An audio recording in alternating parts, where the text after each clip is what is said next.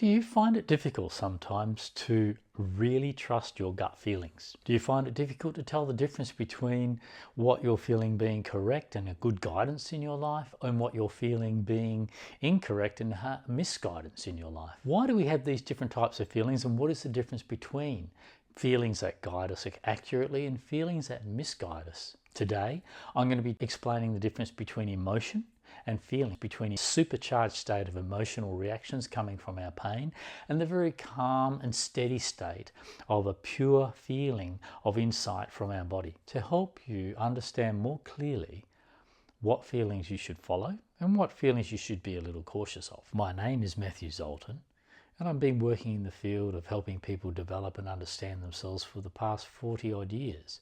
Been teaching meditation, running my healing clinic, and I've been on the cutting edge of the mind-body connection. Therefore, I have a very unique understanding of what comes out of the body, and what comes out of the body in the sense of our feelings, and how our mental reaction to this coming out of our body changes it from feelings into emotions. So the difference between an emotion and an actual feeling is that emotions are supercharged by the way in which you're thinking about either the feeling that's going on inside of you or the situation outside of you in your life.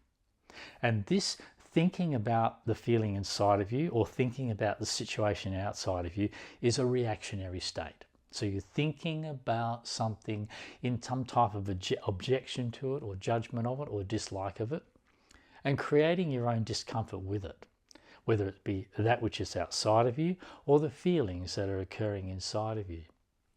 So when you're thinking about the way you feel in objection to the way you feel, this is because of a bias that you already have in regards to that feeling.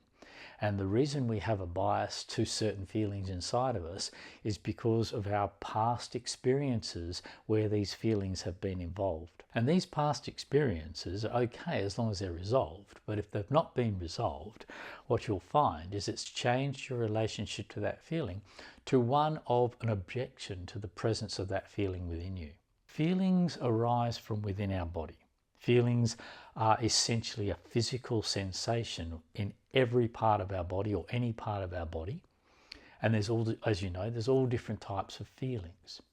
And feelings are there for a very good reason, because those feelings, they inform us in a very immediate sense of the way it feels to be us, of how we are today, and of whether we're hungry, whether we're cold, whether we're hot, whether we're frightened. And so in this sense, our feelings inform us of how we are and what our needs are. And so we do rely on these feelings, these sensations in our body to guide us from that very basic level in the body itself, at the first point of feeling something. And this guides us for the next step and the next step and the next step in our life. So something I come across all the time in my work with helping people with their problems in their day-to-day life is that they're not in touch with the underlying driving forces behind their thoughts, words and actions. The underlying driving force behind our thoughts, words and actions is in fact our feelings and also our emotions. So it's important to understand the difference between these two, between feelings and emotions. And it's important to understand sensorially, to sense when you're being driven by one or the other in your thoughts, words and actions in your daily life. Why? Because if you're driven by a pure feeling, then this will be a guidance in your life. This will be healthy for you. This will be helpful for you. And this is a deep inner guidance, a deep gut sense that takes you through life in a way which is best for you.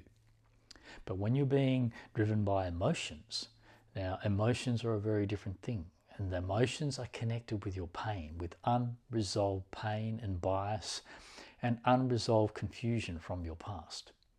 And when you're driven by emotions, you find yourself being exaggerated in your expressions, being driven, being obsessed, being over the top with things, being unable to feel comfortable not doing the thing you feel you want to do. But you have to have it, you have to do it, you have to be it. So an emotional state is one where you are actually feeling overwhelmed to some extent or controlled by these feelings / emotions that are driving you. And you're unable to let things go. You're unable to drop things. You're unable to not do things if you see that it's not a good thing to do. You just find yourself escalating into the continuation of your thoughts and words and actions that are driven from any disturbances or pains within you. Whereas when it's a pure feeling, free of disturbances, free of pains, free of emotionalisms, then you find you're able to continue with that being driven by or being guided by that feeling without actually feeling possessed by it, without having it overcome you. You're able to stop at any moment during that action, during that thought, and during that speech. And so this is very important. So what is it that changes a feeling, which is something that is always going on, that's always informative as to the way you are, and informative as to the way your environment around you is, and informative in the sense of what it is you want to be doing that day and what you don't want to be doing that day. So a feeling is a guiding force of information within the body of you. And this guiding force of information is not there as a cognitive, but a felt level, not as a mental formation of words, but at a felt level that comes just before those thoughts and words come into existence. And those thoughts and words are in fact the expression of that felt information in your body. And when you're in tune with that felt information in your body, it flows out of you with ease. It flows out of you naturally. It flows out of you like any conversation that you're having with someone. When you're just interacting with someone and you just trigger one another, you're stimulated by that person and it bounces backwards and forwards and the conversation goes on effortlessly. This is the driving force of your stimulation from the outside world, of stimulating the feelings on the inner world of you. And this is very easy, very natural. But when you find yourself driven by emotion, this is a different thing altogether. Emotion is actually a state where you are in mental reaction and disagreement with a feeling inside of you, where you are not at ease with the way it feels inside of you, but that you are a little explosive, a little exaggerated with the feelings that are inside of you. This is where you can lead into obsessiveness, where you become obsessed over a person, where you become obsessed over doing something, where you become obsessed over your point of view, or obsessed over what you want to say, or you become driven in such a way that you, even though you want to stop what you're saying or doing, you simply can't rein it in, because the charge of emotion is charged with unresolved experiences and painful experiences that have accumulated inside of you throughout the duration of your life. And when these are unresolved, they come up in the form of felt reactions triggered by the world outside of you and felt objections to the world outside of you. And these felt objections are emotionally charged, pain-based conditions. So emotion is essentially when we're listening to our feelings and we find that those feelings tell us, oh, don't do this and do that. And it's very urgent. It's very important in the sense of we are in a reactionary state to the situation or the circumstance of our day. Whereas a feeling may be just as strong in driving you to do something, but you can stop at any moment. You feel that you need to do this, but you can stop. It's not something that is overpowering you in such a way that you just have to get it off your chest, or you just have to have this, or you just have to do this, or you just have to say this. It's a softer feeling. Feelings which aren't emotionally charged are not yet connected to some story of your life. They're just a response to your life and a response from how it really is inside of you and what you yourself have to say and feel and what you yourself have to say and express. But you can always pull back from that quite easily. Let's say, for example, I was talking to a lady yesterday and she was getting annoyed with herself for having this obsession when she meets a man and she thinks, oh, there was just a trigger there. There was a feeling of tremendous connection. And very rarely I get that. When I get that I really want to follow that up. And I become obsessed about that person and I fantasize about that person. And even if I don't see them for a month or two, I just keep thinking about and building up my image and hopes and stories around this person that I've just met. And it drives me crazy, she was saying. I wish I wouldn't do that. This is a typical example of a pain-driven, emotionalized state where we've come into contact with someone and we've had this extreme feeling about this person, extreme feeling with this person, and then we've discontinued the conversation with them and gone off with our life. But we can't let them go. We keep thinking about them because something has transpired between us and we think this is really important. This is emotionalization of an experience. This is not as important as we think it is. What causes this type of spark between people where they become slightly obsessed over the person afterwards is because our pain has become involved. And how I can explain this is that we have a connection with someone in that moment and it gives us a feeling that we're looking for, a feeling that feels better than the way we were feeling before. So we're finding that we're desiring that feeling. In a way, we become a little emotionally attached to the reproduction of that feeling. So we start fantasizing about that person, trying to retain that feeling as long as we can every time we think about them. When we first meet the person, we have this spark go off between us. We give these sparks importance that they don't really deserve. We think this means there's something special there. What it tends to mean is that you have the same similar sort of pain going on inside of you as they've got going on inside of them. It's an unconscious connection. You can never explain why you felt that way. You can't explain why they had that effect on you. You can go into your fantasies about it. You can't explain why they had that effect on you.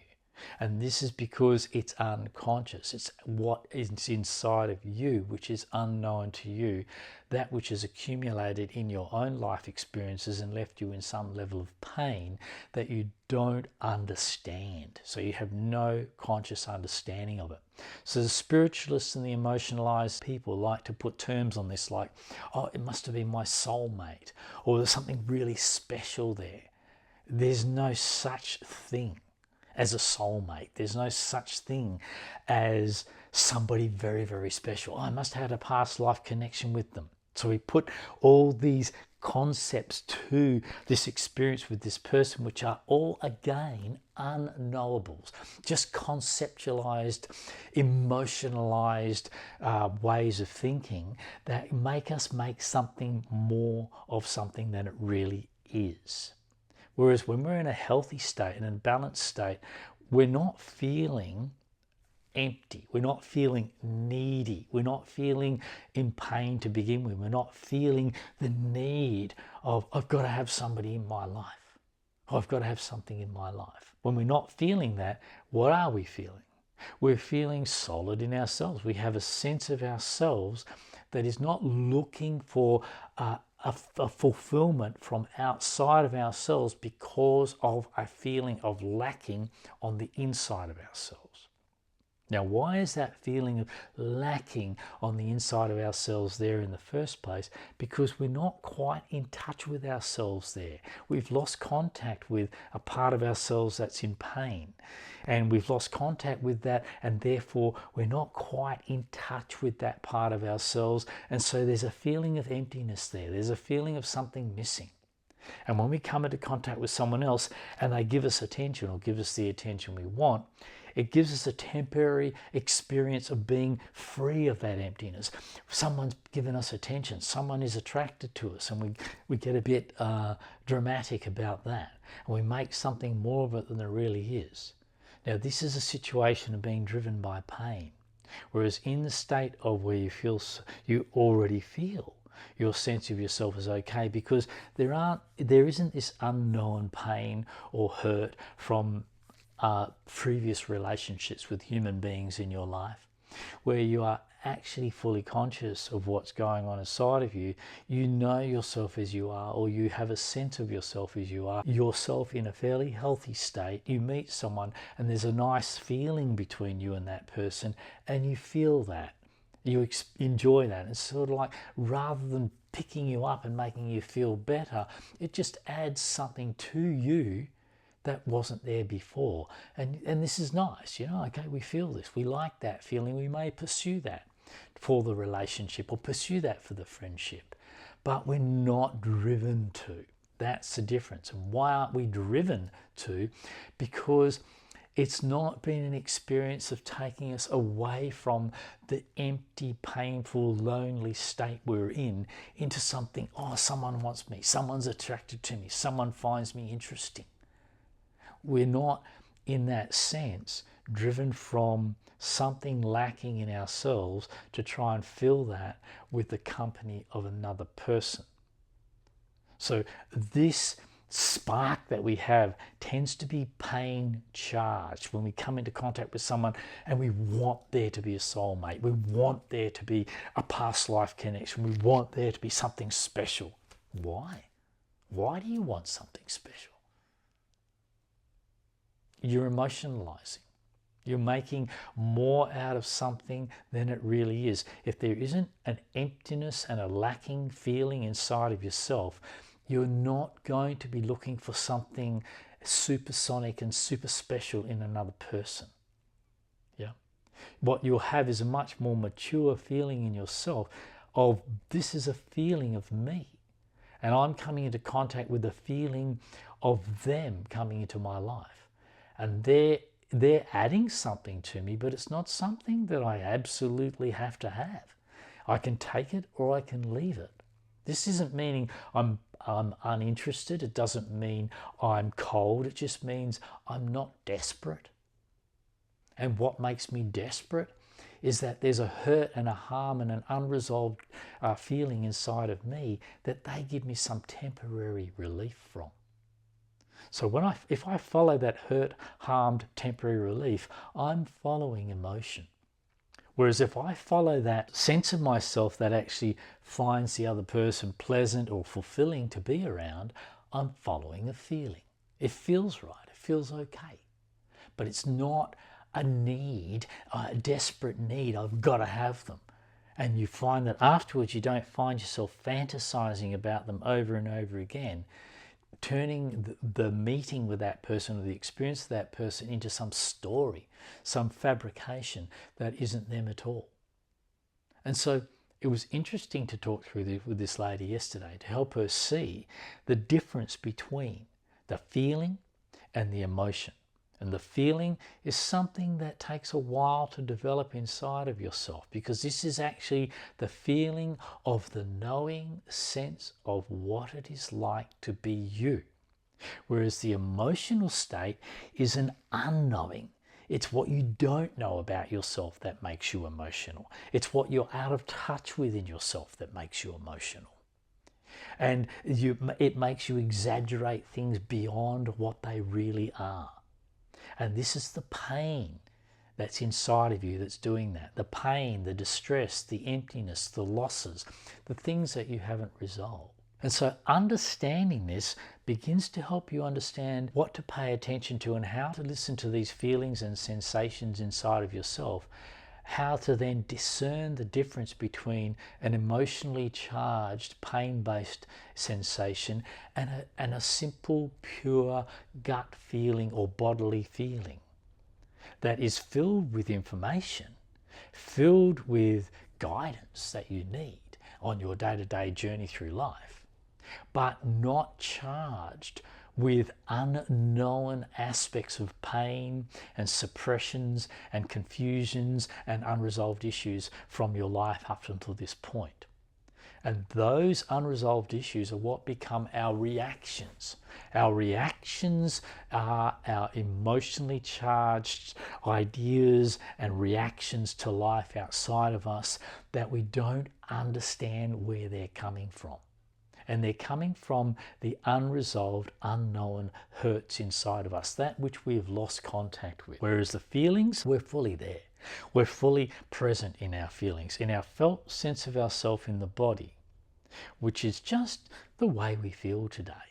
That is the information that we have guiding us day by day, moment by moment. And that is not emotionally charged. What forms these emotions is our mental additions to the feelings. So a feeling comes up in the presence of someone, in the example I was using before, and we throw in our story, our desperations, our needs, our hopes, our dreams. And this is the story we add to a simple sensation of attraction. And we turn that simple sensation of attraction into something much bigger and much more elaborate and exaggerated than what it actually is.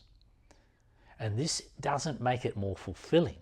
This makes it, in fact, more misguiding. Something that we cannot really rely on anymore because we've actually added our meaning, what we want it to mean, to a simple feeling that's come up in contact with someone else or some situation in our life. Emotions are charged by our thoughts about the way we feel, and emotions are in fact a reaction to the feelings that are purely there. So when we react to how we feel on the inside, we react with some story about it, some objection to it, some dislike, or the other way around, we react with an exaggeration of it, a love of it, a want of it, and we're trying to get that into our life. And so we can either make it a super positive or a super negative when we react to a feeling inside of ourselves. When we're not reacting to a feeling inside of ourselves, which means we're not adding our outside in thoughts about the way we feel, we are operating in a very different way. And that is, we're simply feeling the way we are from the inside out. What is going on inside of us becomes an outflow of information, an outflow of response to the world around us. And that comes out firstly as the feelings in our body, then the thoughts, the words, and the actions that are expressions of that feeling and sensation. And that is the natural, healthy way to be. So when we're guided, we need to be guided from a more solid sense of ourself. Now, what happens that makes it really, really difficult is that for most people, or for many people, there has been times in their life where they've been harmed, when they've been hurt, where they've been traumatized. And so there is this suppression of the memories of that. And so there's a suppression of anything that hurts us to some extent, in the sense that we turn a blind eye to it. We don't want to feel those ways, so we do our best to avoid those feelings whenever they come up inside of us. And so over and over again, we keep them at bay. We keep pushing them back. We keep suppressing them inside of us, not just once, but every time we avoid an uncomfortable feeling. This is another way to keep it suppressed, to keep it unknown and unresolved. And these unknown and unresolved feelings come out when they're stimulated by things around us that we believe we don't like. But what we actually don't like is how those things around us are making us feel. And why is it we don't like the way it makes us feel? Because we don't like those feelings that we keep suppressing and avoiding on a day-by-day basis, that over and over again the world outside of us keep putting us back in contact with.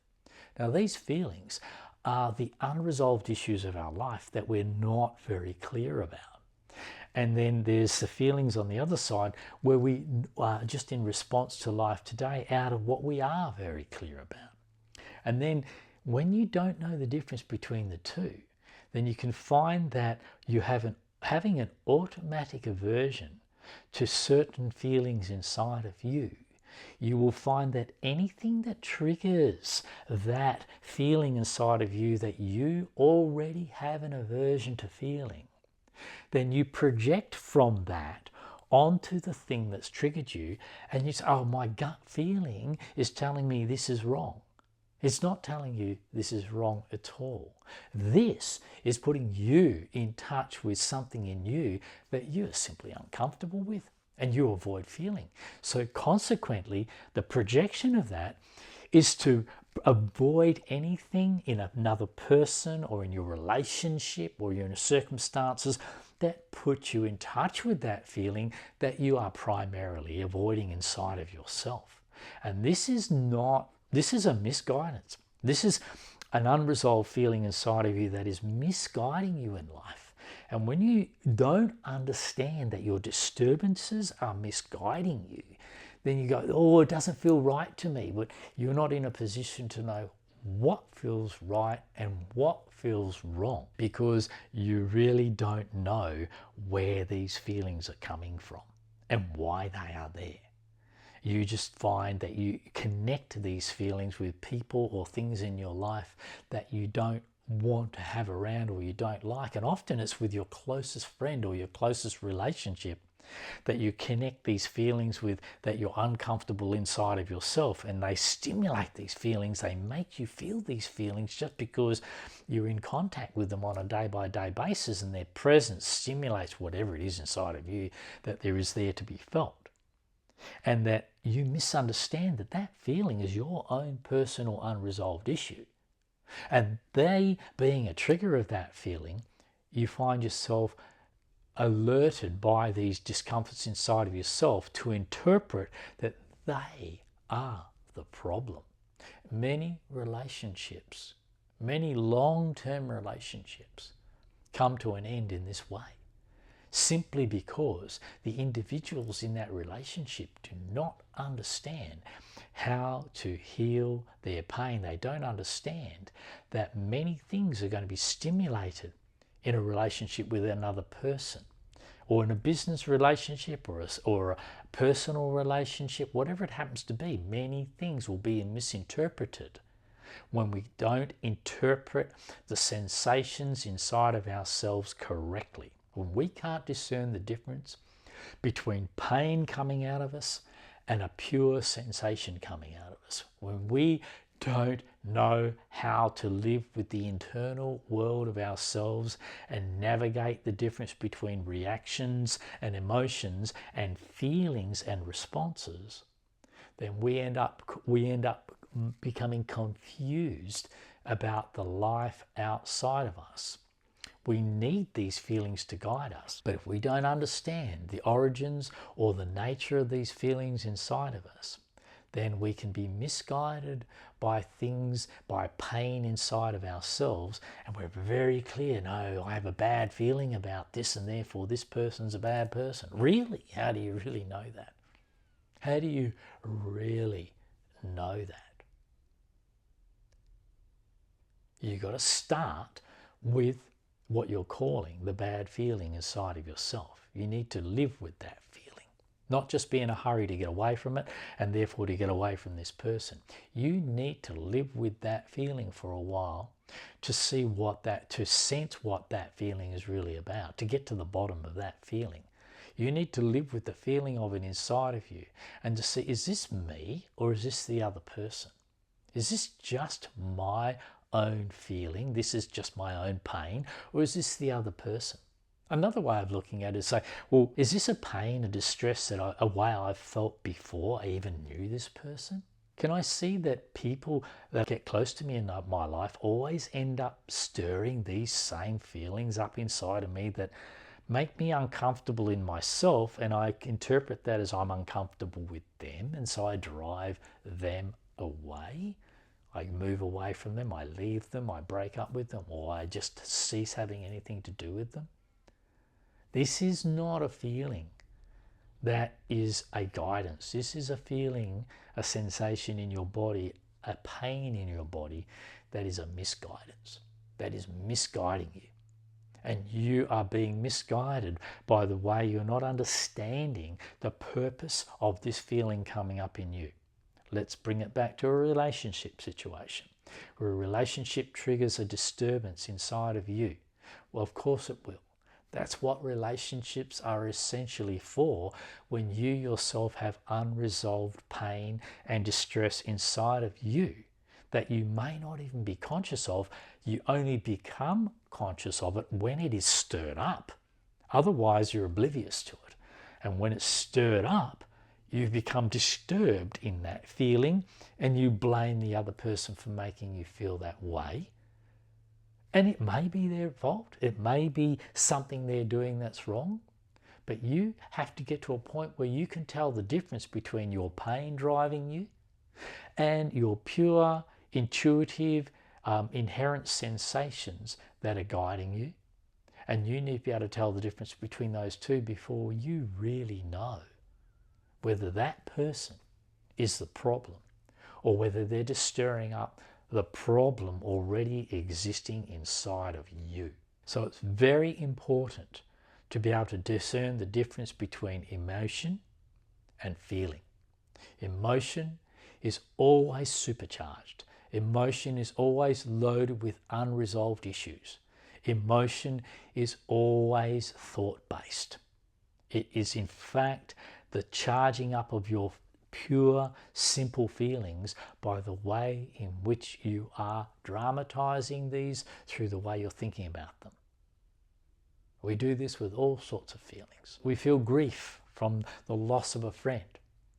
And by continually repeating their agony in our thinking about losing that friend and the story that goes with that, we keep our grief emotionally charged, and it goes on for as long as we do that. If we stop that story and how do we stop that story? We have to accept the fact, the self-evident fact outside of us of the loss of that person from our life. And the second fact we have to accept is how that left us feeling. And we have the loss of them that we have to accept because it's a fact. And we have the way it made us feel because that's a fact. And what are we left with? We're left with loss on the outside, and we're left with grief on the inside, with a feeling of sadness and grief that we go through whenever something comes to an end in our life, whenever a relationship comes to an end, whenever a friendship comes to an end, or if somebody dies. Many ways in which things come to an end. And there's a feeling of loss, there's a feeling of sadness. That feeling is not emotionally charged when we accept it as a fact. That is a normal feeling to feel when we lose someone or something in our life. Yeah? We lose a pet. It's a normal feeling to feel. If we just feel that, it will dissolve quite rapidly and we'll be over it. And that's how we get over grief. If we keep thinking about what's happened and complaining about what's happened and wishing it didn't happen, then we're creating a story which supercharges our feeling of grief beyond what we can comfortably feel and recover from inside of ourselves, to the point where it becomes so overwhelming that we even start to avoid that feeling of grief and just talk about what we lost all the time. So again, this is emotionalizing natural feelings. Feelings do not come with a story. They come with information about your life from this point forward. This point forward being today, and this point forward. They come with information, guiding you with how to navigate your life today. Emotions are loaded with information, but they are loaded with information of past unresolved issues in you, past unresolved situations felt and known in you. So they are your past, where feelings are your present and move into your future. So your feelings are there to guide you through life today. Your emotions are there to inhibit your life today, until you turn around back inside of yourself and own those emotions and feel them as they are, and stop supercharging them with your complaints, with your desires and your wants and your fantasies, and come back to the hurt and the pain that they actually are. The more you do this, the more you start to pay attention to when I'm reacting, when I'm upset by something outside of me, and I come back to the feeling driving that upset, and I feel the emotional charge of that. It's only happening as long as I keep thinking about the thing that's upset me. Then I stop thinking about that, and the upset itself inside of me starts to dissolve. This is how we deal with our pain. This is how we start to discover, this is my own issue in reaction to that person, which I don't necessarily understand because it's unconscious and unknown to me. That's why it's surprising me and coming up. As opposed to a feeling that comes up that I'm fully conscious of when it comes to me, and I can see where it's connected to in my life today. But I'm not in reaction to the part of my life it's connected with today. I am just in connection with it through my guiding feeling of it. So I meet someone today, I've never met them before, I'm in a situation today that I haven't been in before, or maybe I have been in it before, but I'm in it afresh, I'm in it every day. Yeah. And here I am dealing with my life today, and all day long there's many things to deal with, and it triggers certain feelings in me. One feeling says, no, that's not quite right. Another feeling, yes, sir, that's fine, that's good. And I have this constant guidance going on inside of me, this constant sensory intelligence, not emotional intelligence. There is no such thing as emotional intelligence. Emotion is not intelligence. Emotion is confusion. Emotion is the loaded, unresolved issues of the past. Whereas feeling is not in this tumultuous state of emotionalization of everything. Yeah. Feeling is intelligence. Feeling is the origin of our intelligence in the body that guides us through each and every situation in our life day by day. So the more you explore these two things, the more you notice the difference between the driving force of your pain and your emotions, how they go into elaborations and exaggerations and stories and fantasies, as opposed to the alert system of your feelings out of your body that are totally related to what's going on now, and bring you into contact with more understanding and more feeling for what's going on now.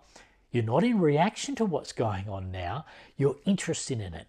You're connected with it from a felt level in your body. You're fully engaging with it. This is not a reaction. This is a response to moment by moment living in life. Whereas when you're upset with it and you want it to change, you want it to be different, or you desperately need it or desperately want that person, this is an emotionally charged, pain-based feeling that's been distorted by the pain and the story and the fantasy that you add to it.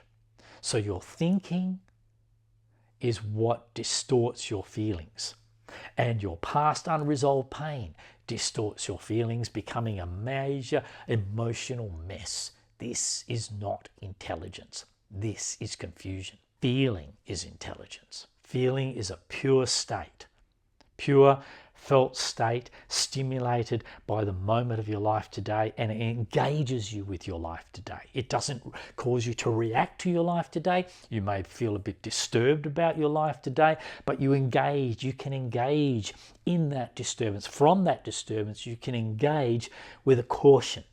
Yeah. A little bit of disturbance makes you cautious. Oh, what's really going on here? Is this person lying to me? Is this person being truthful? It's not an overwhelming, emotionalized distress. It's just a trigger of a bit of discomfort that guides you to be cautious with this person. But that is a discomfort you can easily live with. You're not desperately trying to get rid of it. You want it there because that is telling you something.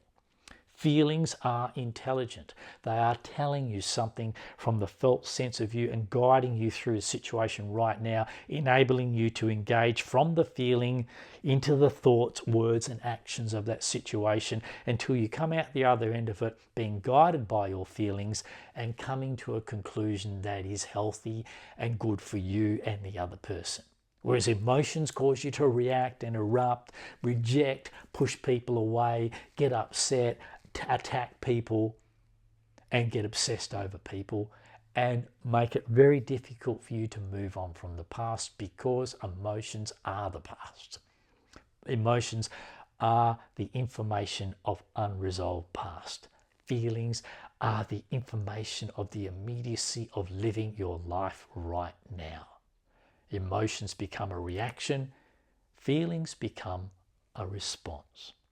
So you need to really explore this for yourself in your day-to-day life.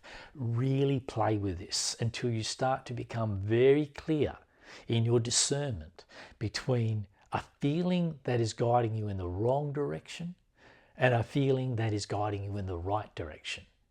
And the feeling that's guiding you in the wrong direction is because it's no longer just a pure feeling, but it is an emotionally charged state coming out of your unresolved pain or distresses of the past. Whereas your feelings are merely triggered by life today, and they are a response to life. They may be a disturbing response, they may be a pleasant response, but they are not overwhelming. They are not emotionally charged. So to take this further takes a lot of understanding and also a lot of ability to be deeply and quietly with these feelings, whether they be pure feelings or emotions, whether they be pure feelings or pain. You need to be able to be with these, to actually be with the presence of these in your body when they are there at the bodily level, from where they come out into your life of thoughts, words, and actions and interactions. You need to be able to be with these inside yourself and get in contact with these in order to begin investigating these and start to understand what is driving your life to become the way it is each and every day of your life. Whether it's the continuation of unresolved issues from your past, or whether it's actually the pure intelligence of your felt sense of yourself in the body guiding your day, day by day, day in, day out. Now, for you to do this, you're going to need some guidance. So I have this very, very good meditation app. So my meditation app, Undo, is a meditation app that is based in a lot of understanding of the human condition, a tremendous amount of understanding of the human condition. I put this together from 45 years of working with people with all sorts of conditions by observing a few major things that are missing in the understanding of the human condition from people. And why is it missing? No one's ever told us about it. So this app is an education on life and on the human condition, and also a guidance back into learning how to discern the difference between the pain driving you and the intelligence driving you, between the emotion and the feeling. And then as you can discern that more, so you're going to learn to go deeper into the felt sense of these in your body, from which you will begin to operate. And this is operating as more whole human being. It's very important. So I encourage you to download my meditation app, and you'll find that on undoapp.com. I hope that was helpful, and thanks for listening. Bye. Thanks for joining me today. If this talk resonated with you or helped you in any way at all, don't forget to like, subscribe, and share the talk with your friends so that they can get the benefit as well. Okay, bye for now.